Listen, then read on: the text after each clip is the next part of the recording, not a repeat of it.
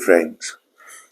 Welcome back to New Dawn's presentations about co-parenting, parenting plans, communication in divorce, any other matter relating to mediation.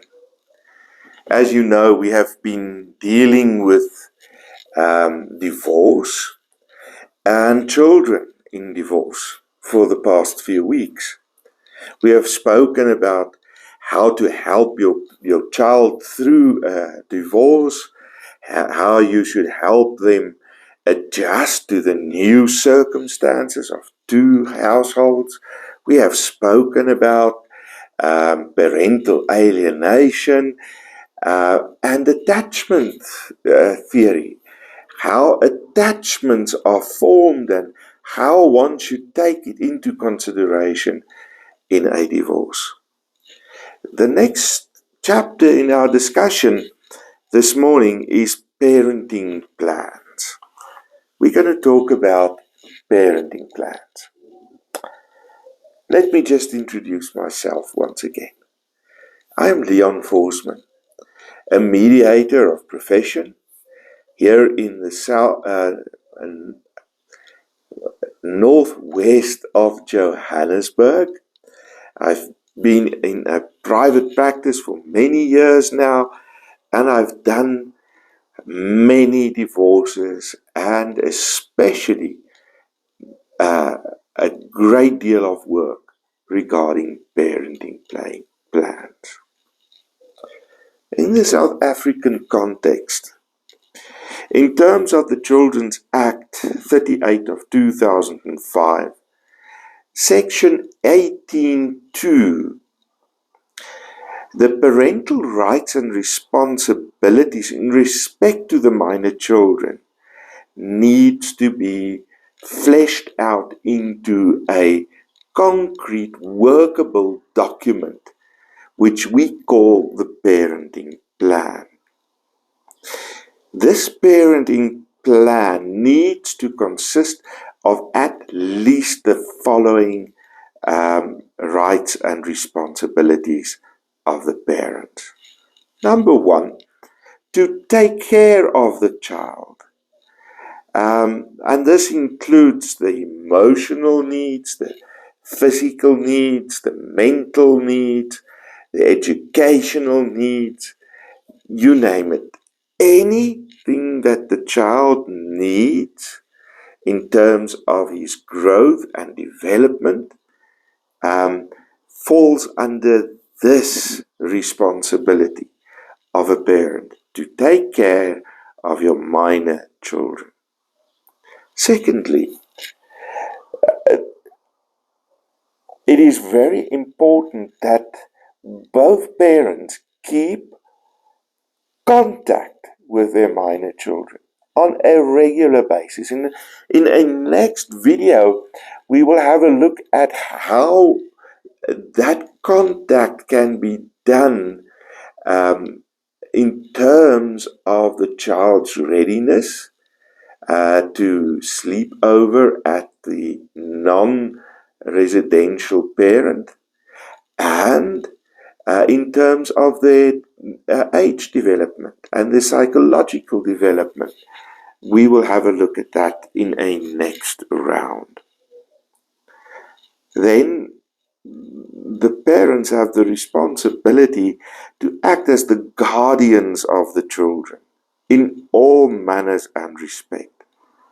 And of course, money is also involved. Unfortunately, it takes a lot of money to secure your child's well-being.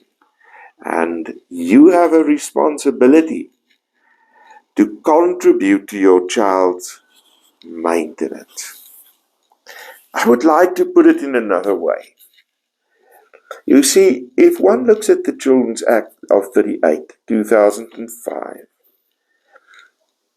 it works from the standpoint that the child has certain rights. It works with the principle of what is in the best interest of the child. If that becomes the focus of parents in divorce or separation, what is in the best interest of the child, then the rest, in a certain sense, follows easier.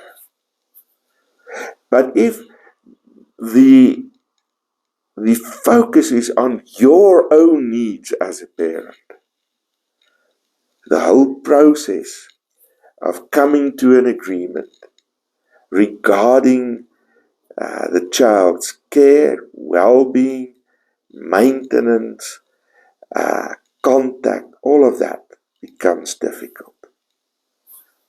So remember, your child has in broad strokes two fundamental rights.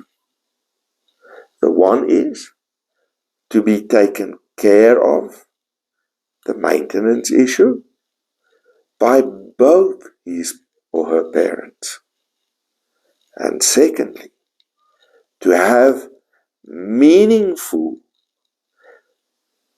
contact with both parents so that a relationship and a bond can develop between both parents and the minor children. A parenting plan sets out how parents will exercise these responsibilities that they have towards their child. And of course, parents also have rights. They also have a right to have contact with their children. That's not the primary right. But in the parenting plan, we do give considerable space to also give effect to the rights of the parents. And as I said previously, when we talk about the responsibilities and rights of parents, it must comply with the best interest of the child principle, as it is set out in the Act, and must be in terms of prescribed form and include the following issues. Prescribed form? Clarify for us, please. It has to be set out in writing. A parenting plan needs to be drawn up between parents by a competent mediator or person, and it has to be made an act of court, a order of court, I should rather say. What are the following issues that needs to be included in the parenting plan? Where and with whom the child will live. Who's going to be the primary residence? The maintenance of the child has to be discussed and fleshed out. Contact between the child and his other parent, but also other persons of significance in that person's life, that child's life. The schooling and the religious upbringing of the child needs to be discussed, and decisions have to be formulated in a parenting plan. You can already hear that when we talk about a parenting plan and rights of the child and the responsibilities of parents, that there is some kind of bond still between separated parents or divorced parents. And we're going to have a look at how that can be a healthy relationship. We refer to that kind of relationships in terms of the Children's Act as a co-parenting relationship. And that is the kind of relationship that needs to be formed after divorce or separation. Think, therefore, of divorce as a process of a judgment that requires significant co-parenting skills. I refer you to my video about co-parenting and what is necessary for a co-parenting relationship to work. Here are some key takeaways. Instead of focusing on parenting weaknesses, rather focus on how respective parents' strengths can be best complement the changing developmental needs of the children. Rather than focusing on your own or your ex-spouse's weaknesses in terms of parenting, try rather to focus on what each parent's strengths are and how they can bring that to the table in the best interest of the children. Terminate the marital role and redefine the parental role. There has to be a clean break in terms of the marital relationship. Physical, mentally, and psychologically. You have to redefine your status in life as not married anymore, or as divorced, or single, or whatever. You cannot keep coming back to the other partner, staying over for a night or two, because it confuses the children in terms of what is really happening. Has mom and dad really got divorced? What is going on? And then what the parenting plan also helps to seek to help parents to achieve is to define each parent's parental role. It's also important to know that in the past, mothers were seen as the best possible carer of children. That is a myth. It doesn't have to be that way. It all has to do with the attachments that children have made in their forming years. One needs to approach a parenting plan and the co-parenting relationship in a business-like relationship. We are not married anymore, but we have 50-50 interest in the best well-being of our children. So we both need to be present in the children's lives. You need to develop a new system of communication, where communication maybe was one of the factors that led to the breakdown of the marriage. New ways of communicating, emails, WhatsApp, SMSs, video calls, setting a meeting for once a month so that you can meet at a neutral venue to discuss the needs and needs of the children is important. You need a system of problem solving. And that begins with good communication. But when that communication also breaks down, get a mediator in to help you work through the communication difficulties and decision making. Do not become polarized by viewing yourself as all good and feel self-justified. That's not in the best interest of your child. See it rather from the point of view that you have with your own personality type a specific role to play in your children's life that the other parent cannot do.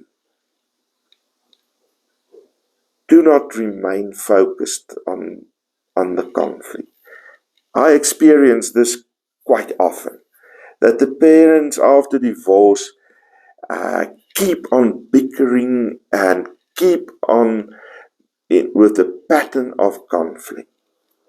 And the reason, therefore, to my knowledge and to my understanding and experience, has to do with the fact that the marital relationship has not been dissolved emotionally or psychologically yet.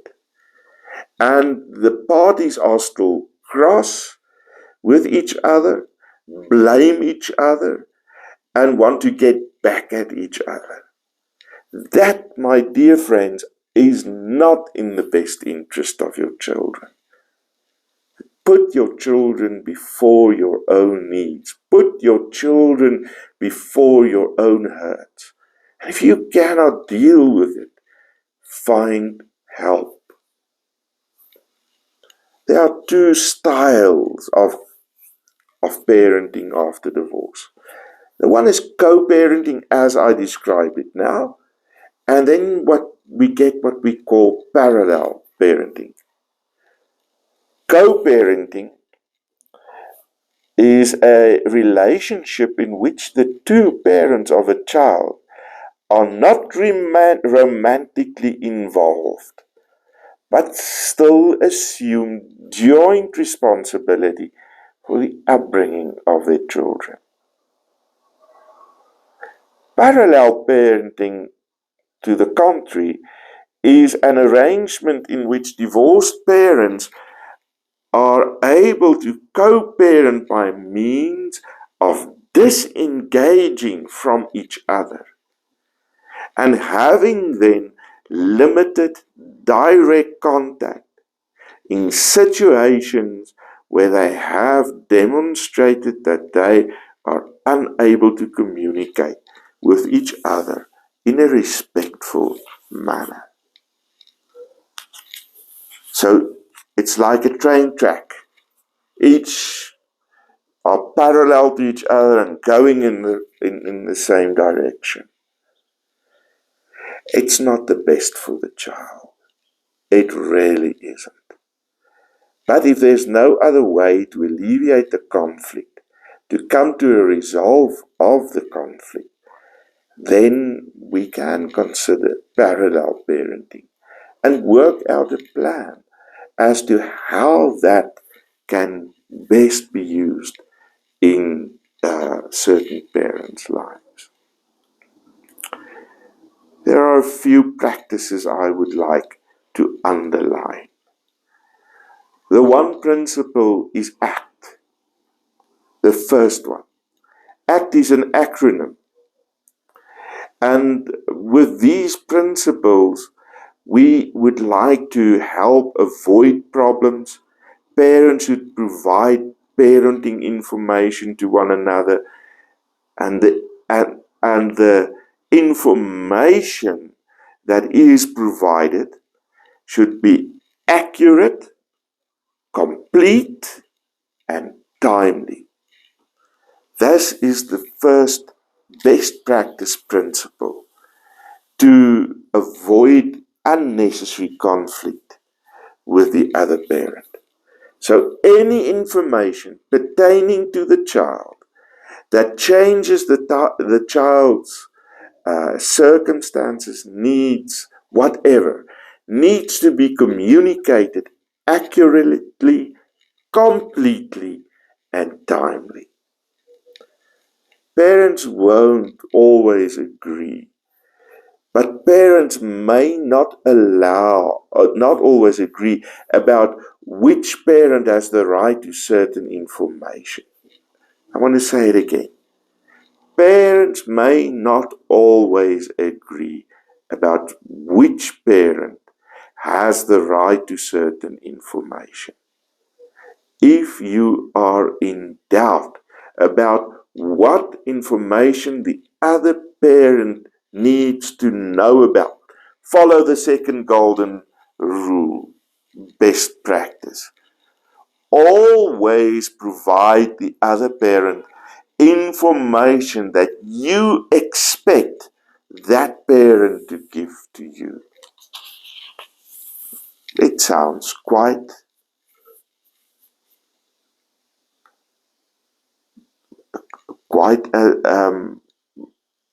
as a common principle, as how we should live our lives in general as well.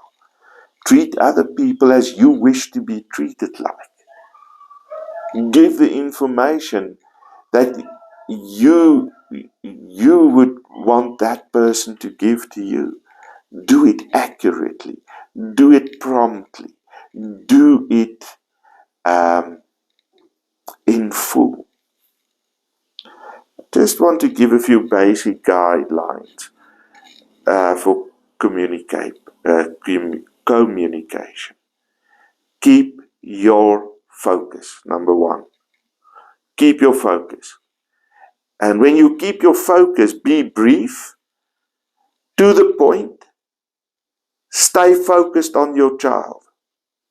Not on your past, not on the hurt, not on what the other person has done wrong, and you feel you have been wronged by that person. Brief, to the point, stay focused. Stay focused on present or future events. Don't bring up the past, problems or situations. It's only going to complicate things. Be positive and use a business-like tone. Remember the reason for your communication. You are passing on information to the other person or trying to acquire facts or information that you need in terms of your child. Secondly, keep your cool. This is sometimes very difficult when our emotions get in the way. Don't jump to conclusions or overreact. Don't write in all capital letters when you send an SMS to make a point. This can give the impression that you're angry. Don't criticize, don't blame, or accuse the other parent. If some of your sentences begin with "you always" or "you never," you have slipped into a blaming or angry tone about the other parent, and the communication will fail. Listen carefully. You need to switch your focus back to your child. The reason for the communication is not about each other, but about your child. Keep your cool. Don't just come and make a lot of demands. Rather discuss the needs that you perceive is in the best interest for your child with the other parent. And try and come to some kind of agreement about it. And once again, if you don't, get professional help from a mediator. So very important. Don't use profanity. Don't swear at each other. Don't keep on blaming each other. It is not constructive, and it's not in the best interest of your child. Keep it courteous, thirdly. Keep it courteously and cooperative. Do provide the other parent with reasonable deadlines and due dates, if necessary. Use courteous and respectful words such as "please," "thank you," "I appreciate what you are doing for our child." Be cooperative. Write the communication as if someone such as a judge or a magistrate or other decision maker will read it. Cooperating with your co-partner says your child is your first priority. My dear friends, I know for a fact that all parents deem their children as their greatest pleasure and asset in life. So put your children before your own needs. That's the way in co-parenting to deal with all the ups and the downs, all the frustration and things that come with such a relationship. It's difficult to suddenly, where everything was one household, now parent your children from two households. It's not easy. So I hope these guidelines, this information will help you deal with the co-parenting relationship in a much better way. Once again, if you need help, go and find it. Find a mediator. I will leave my details in the description below. And if you like this video this morning, please share it with everyone that you need to. And you're more than welcome to contact me. We can do Zoom meetings, we can do in-person meetings, we can do video calls, whatever is necessary to deal and help each other. Thank you for taking the time. Have a good day. Thank you. Goodbye.